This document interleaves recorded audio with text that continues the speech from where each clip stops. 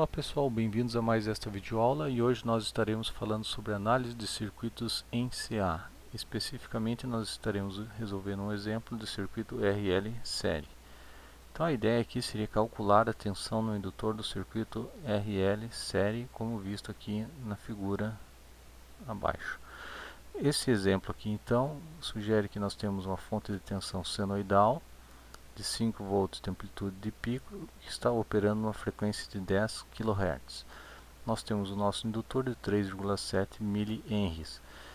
Então a ideia principal seria calcular aqui a reatância indutiva para que se possa chegar então na tensão em cima do nosso indutor.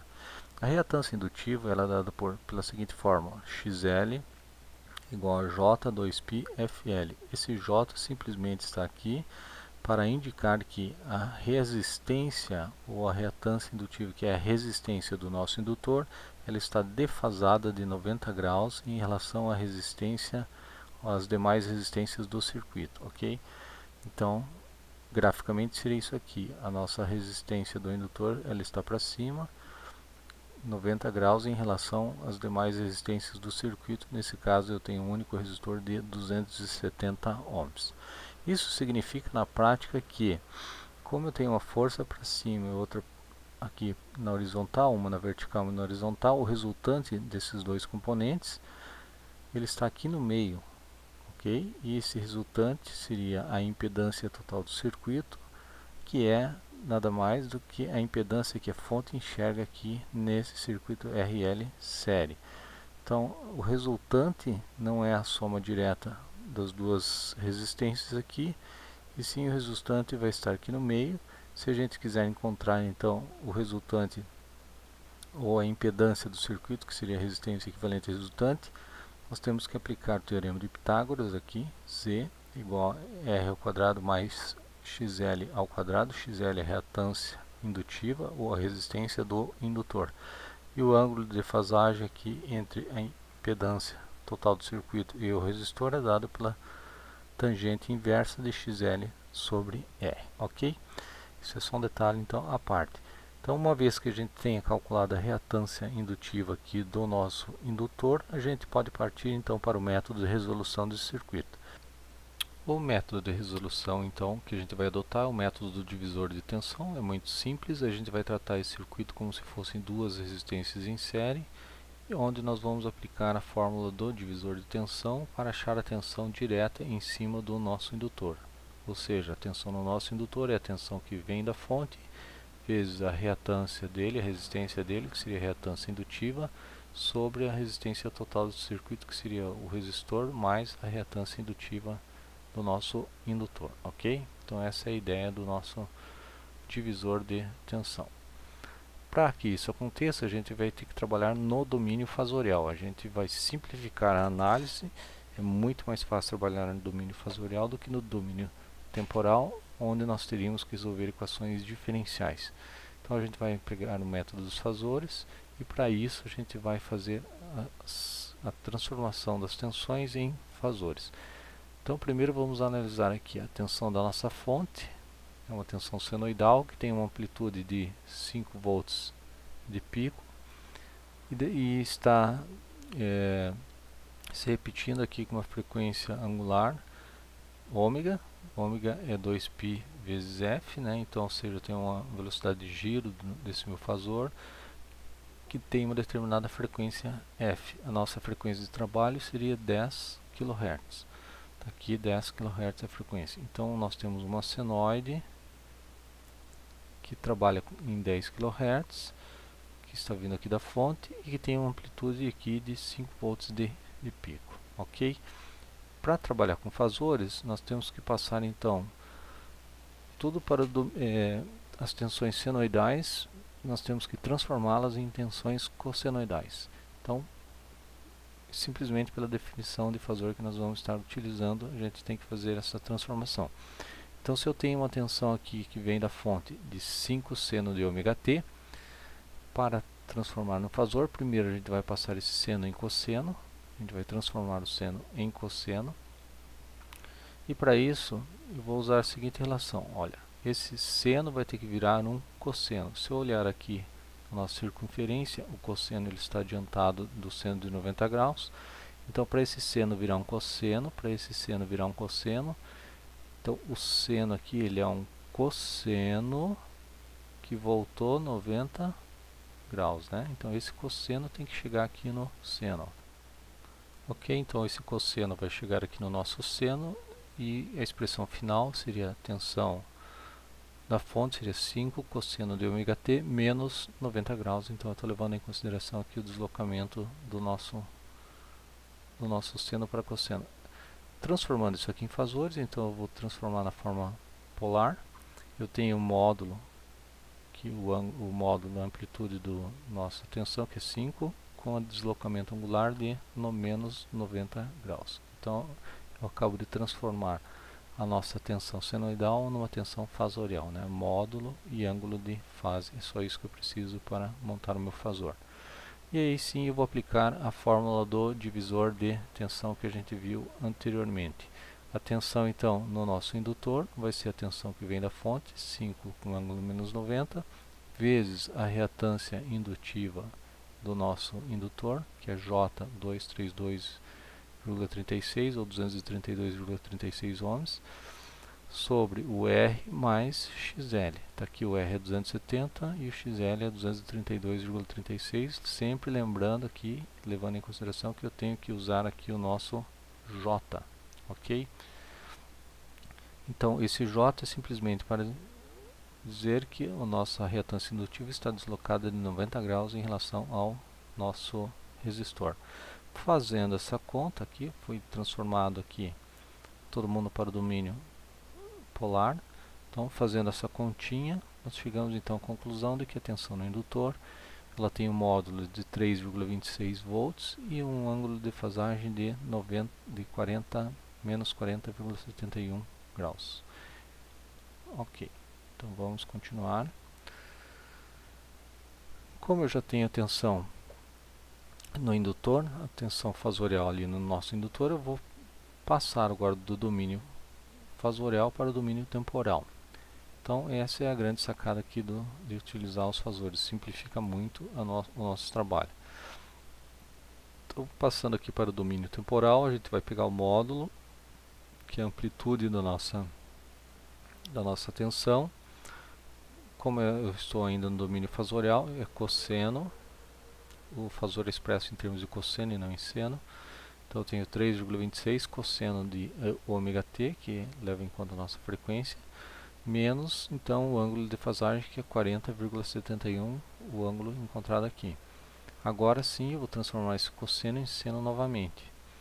Então, para passar um cosseno para seno, para passar um cosseno para seno, esse seno aqui ele vai ter que se deslocar 90 graus até chegar lá no cosseno. Então o nosso cosseno é um seno que se deslocou 90 graus positivamente. Ó. O nosso cosseno é um seno, que anda 90 graus em direção ao cosseno, ok? Então está aí, resolvendo, simplificando a equação, nós temos aqui então a expressão da tensão no domínio temporal, no indutor.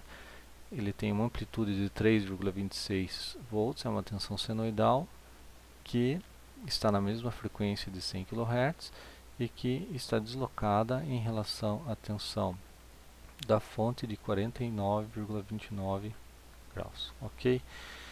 Graficamente seria algo nesse sentido aqui. Nós temos a tensão da fonte em vermelho aqui, V1 de T, a tensão da fonte, tem amplitude de 5, tensão senoidal, em tempo zero ela é zero, e a tensão no nosso indutor seria essa forma de onda aqui em verde, e em T igual a zero, se eu colocar T igual a zero e fizer essa conta, aqui nós estamos em 3,26 volts aqui, desculpem, nós temos um pico de 3,26 e se a gente fizer essa continha aqui em T igual a zero, nós vamos estar aqui em algum lugar, vamos fazer a conta aqui. Deixa eu abrir a calculadora. Vamos substituir o t por zero, então vai ficar seno de 49,29, 49,29 seno vezes 3,26. 2,26. Isso vai me dar 2,468.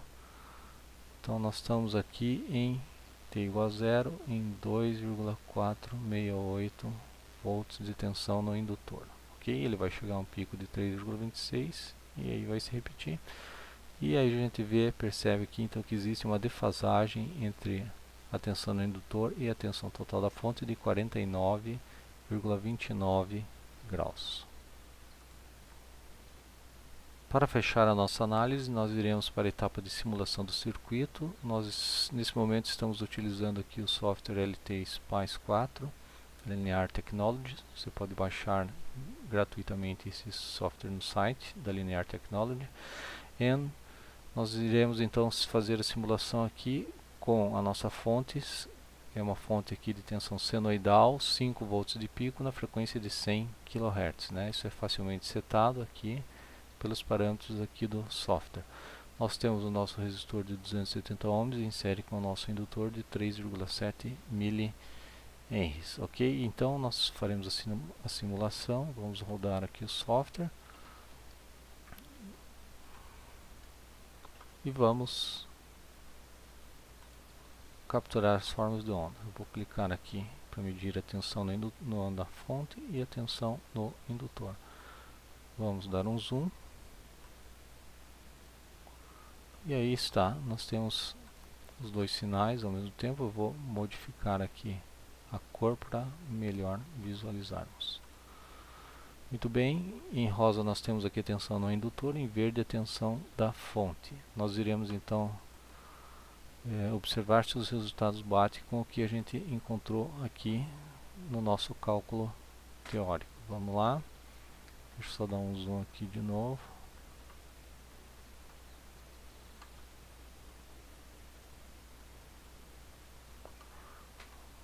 Para melhor visualizar. Então vamos ver aqui, né? No nosso circuito a gente tem aqui em verde a tensão aqui do indutor, ela está adiantada, então de 49 graus em relação à tensão da fonte. Então já dá para ver aqui que a tensão em rosa está adiantada de algum valor em relação à tensão que vem da fonte, que é a tensão em verde. E a gente vai fazer a conta aqui, vamos fazer o cálculo para ver se esse ângulo aqui e essa amplitude batem com os valores calculados na teoria. Para fazer isso aí, a gente vai usar os recursos aqui do software LT Spice. Primeiro a gente vai medir a amplitude da tensão no indutor, a tensão em rosa aqui. Para isso a gente vai simplesmente clicar, vamos amplificar aqui, vamos clicar aqui no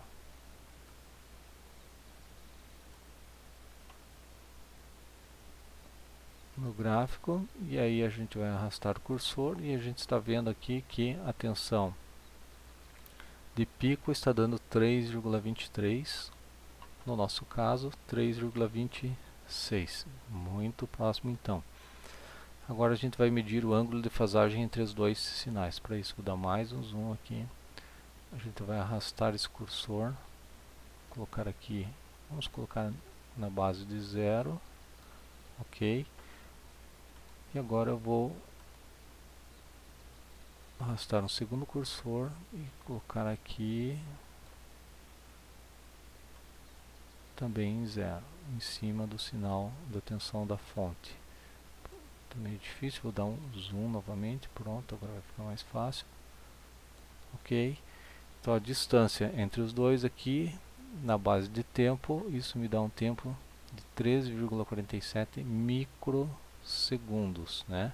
Na frequência de 100 kHz nós temos um período de 100 microsegundos, e aqui a gente está vendo que nós temos uma defasagem aqui de tempo de 13,47 microsegundos. Para fazer essa continha, para descobrir o ângulo de defasagem, a gente vai fazer uma regrinha de 3. Eu sei que em 100 microsegundos, que é o período, eu me desloco 360 graus. Ali a distância entre as duas está dando um tempo de 13,47 microsegundos. Eu quero calcular aqui o ângulo θ de defasagem. Resolvendo então esse θ, vamos pegar a calculadora Tá lá. Vou multiplicar 13,47 micro,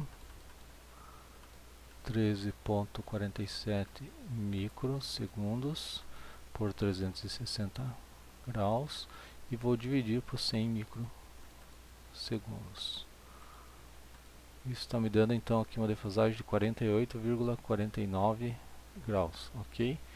Então deu aqui a continha, 48,49 graus. Defasagem nossa aqui deu 49 graus aproximadamente nas contas, então muito próximo também, confirmando então que a nossa teoria se aproxima bem da prática. Então por hoje seria isso. No vídeo 2, que vai ser a sequência desse vídeo, nós veremos uma outra aplicação prática ou a implementação prática com as devidas medições para comprovar então a nossa teoria também. Muito obrigado e até mais.